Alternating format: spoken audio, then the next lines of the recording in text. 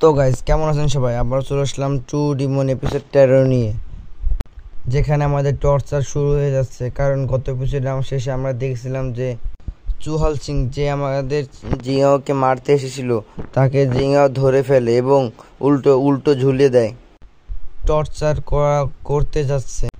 এখানে একটি background scene দেখানো হয়, যেখানে দেখানো হয় জিঙ্গাও খুব ভালোভাবে তাকে টেবিলের উপর ছুঁড়ে মেরে নিচে ফেলে অজ্ঞান করে দেয় এবং টেনে হিসড়ে টর্চার করার জন্য নিয়ে আসে। তখন গোচিং তাকে বলে, এইটা কি? এ তো চুহেল সিং। জিঙ্গা বলে, তুমি কি তাকে চেনো? গোচিং বলে, হ্যাঁ আমি তাকে চিনি, সে তো সেকেন্ড ইয়াং মাস্টারের পার্সোনাল গার্ড। এই কথা শুনে জিঙ্গা বলে, তাহলে কি সেকেন্ড ইয়াং মাস্টার আমাকে মারার জন্য পাঠিয়েছে? গোচিং বলে, আমি নিশ্চিত না কেন পাঠানো হয়েছে, তবে তার মুখে মাস্ক ছিল, মানে সে নিশ্চিত কোনো গোপন মিশনে এসেছে, হয়তো সিসি নার্স মিশনে অথবা আমাদের বৈদ্যুতিক চুরি করতে। তখন জিঙ্গা বলে, চলো তাহলে ওর কাছ থেকে জেনে নিই। সে চুহাল সিংকে কাঁধে তুলে নেয় এবং বলে, আমি ওকে জিজ্ঞেস করতে নিয়ে যাচ্ছি।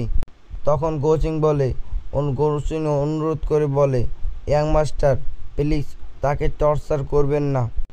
জিঙ্গা তখন বলে, তুমি কি ভাবো আমার সম্পর্কে? আমি কি ভালো মানুষ? তুমি কি ভাবো সেকেন্ড ইয়াং মাস্টার আমার চেয়েও বেশি নিষ্ঠুর? এই কথা বলে সে চুহাল সিংকে নিয়ে অন্য ঘরে চলে যায়।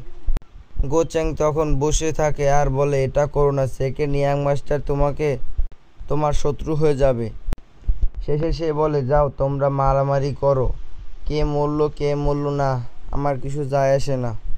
তবে মনে হয় জিঙ্গা শুধু টর্চার করবে, মেরে ফেলবে না, কারণ আমি ওকে সতর্ক করে দিয়েছি যে সে সেকেন্ড ইয়াং মাস্টারের পার্সোনাল গার্ড। জিঙ্গা তখন বলছে, মজা শুরু হতে যাচ্ছে, আমার ভাই আমাকে মারার জন্য লোক পাঠিয়েছে আর তুমি এখানে এসে নিজেকে টাফ সাজাও।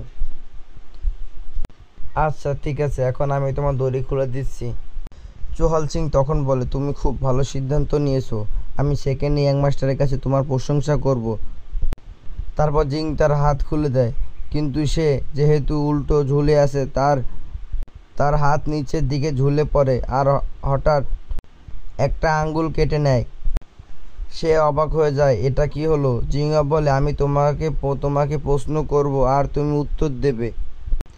প্রতি 5 সেকেন্ডে আমি একটা প্রশ্ন করব আর প্রতি 5 সেকেন্ডে তোমাকে উত্তর দিতে হবে, না হলে তোমার আঙ্গুল কেটে যাবে। সে তার কাটা আঙ্গুল দেখিয়ে বলে, দেখো এটা কার আঙ্গুল? তোমাকে আমি একটা বিশেষ বিষ দিয়েছি, যেহেতু এখন তুমি ব্যথা অনুভব করছো না। 2-3 ঘন্টা পর 2-3 ঘন্টা পর্যন্ত কোনো ব্যথা হবে না, কিন্তু যখন বিষের প্রভাব কেটে যাবে তখন এত ব্যথা হবে যে মনে করবে কাশ তোমাকে কেউ মেরে ফেলুক। তাই এখন আমার প্রশ্ন, তুমি এখানে কি করতে এসেছো? সেকেন্ড ইয়াং মাস্টারের কেন তোমাকে আমার রুমে পাঠিয়েছে? তোমার সময় শুরু হলো। 1 চুহাল সিং বলে, দাঁড়াও, কিন্তু ঠিক তখনই জিঙ্গা তার আরেকটা আঙ্গুল কেটে ফেলে। এই 1 সেকেন্ড শেষ।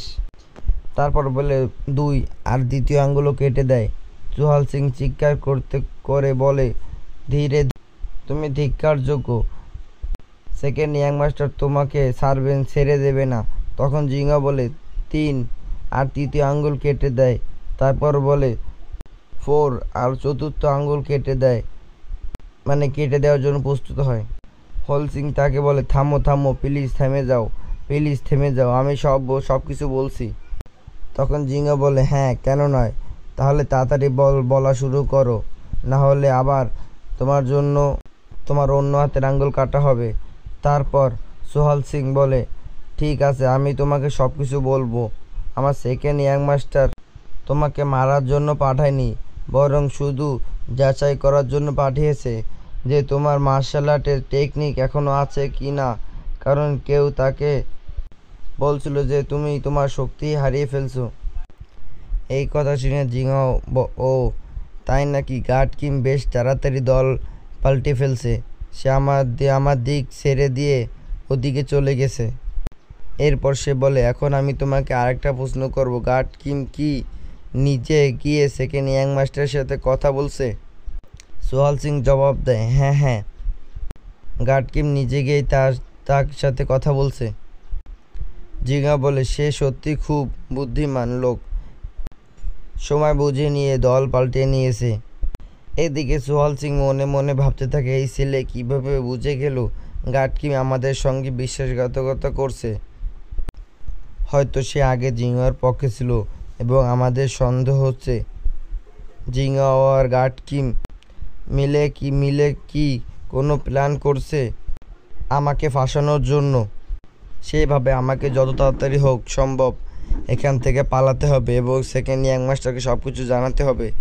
এদিকে জিঙ্গাও উঠে দাঁড়ায় এবং বলে, আমার প্রশ্ন শেষ, এখন তোমার সাথে কি করা উচিত? সোহাল সিং কাঁদতে অনুরোধ করে, প্লিজ, ভুল করেছি, আমাকে তোমার পার্সোনাল গার্ড আমি কি তোমার পার্সোনাল গার্ড হতে পারি? আমি তোমার সাথে থাকবো,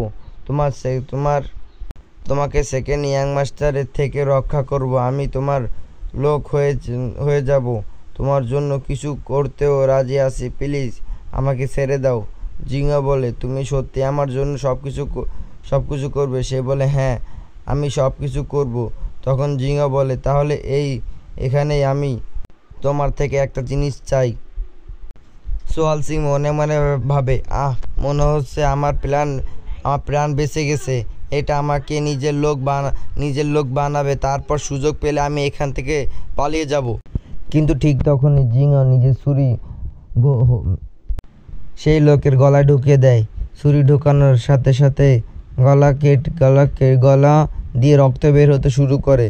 জিঙ্গা বলে, আমি তো বলছিলাম তোমার থেকে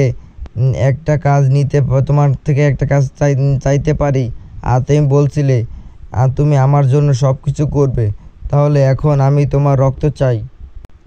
এরপর জিঙ্গা তার ছুরি দিয়ে রক্ত বের করে নিচে রাখে একটি বক্সে ফেলে সে বলে, এই বইটাকে আমি যত জোর করে খোলার চেষ্টা করি না কেন খুলতে পারি না, মনে হয় এটা খুলতে হলে অন্য কোনো উপায় লাগবে। আর তাই আমি সামনের দেওয়া বইটা পড়ছিলাম, সেখানে লেখা ছিল যে যদি কেউ কোনো ইভেল স্পিরিটের বই খুলতে চায় তাহলে তার জন্য কোনো অপবিত্র জিনিস দরকার হবে, কেননা সে কোনো শয়তানিক জিনিসের প্রয়োজন হবে। আর আমার মনে হয় এই হারামজাদার রক্তর চেয়ে বেশি অপবিত্র আর কিছু হতে পারে না, তার চেয়ে বেশি অপবিত্র কিছু হতেই পারে না। তাহলে সোহাল সিং এর রক্ত বইটির উপরে পড়তে থাকে। তো পরবর্তীতে এপিসোডে দেখবো যে এই বইটি কি খুলবে না, আর এই বইটিতে এমন কি আছে। তো ওকে ভাই, এখানে আমাদের এপিসোড শেষ, আর সবাই একটু সাবস্ক্রাইব করে দেবেন। তো এই পর্যন্তই আজকে ভিডিও।